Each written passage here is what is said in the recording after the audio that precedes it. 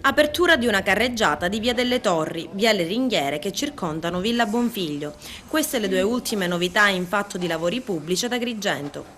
Torna dunque, sia pure parzialmente, la circolazione di Via delle Torri, chiusa da mesi dopo il crollo di una parte del muro a causa del maltempo. Finalmente andiamo a completare un intervento al centro città che è costato al traffico cittadino, alla vivibilità della città. Una sola carreggiata verrà riaperta venerdì, ma quale sarà il senso di marcia che sceglierete? È molto probabile che sarà da via Empedocle verso piazza Marconi.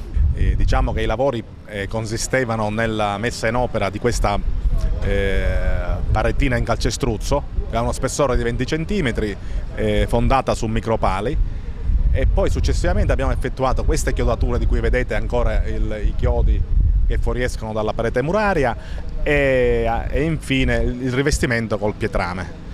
Mancano ancora da realizzare la ringhiera e la pavimentazione su via Empedocle, e poi successivamente faremo la pavimentazione in conglomerato bituminoso sia in via delle Torri che in via Empedocle. E lo stesso Zambuto stamani ha presieduto i lavori di rimozione delle ringhiere della storica Villa Bonfiglio, da oggi dunque aperta giorno e notte. Oggi iniziamo questi lavori che vogliono essere di apertura di questi spazi alla città, perché la città se ne riappropri, perché li possa vivere pienamente, perché ognuno di noi possa sentirsi responsabile della custodia e della cura.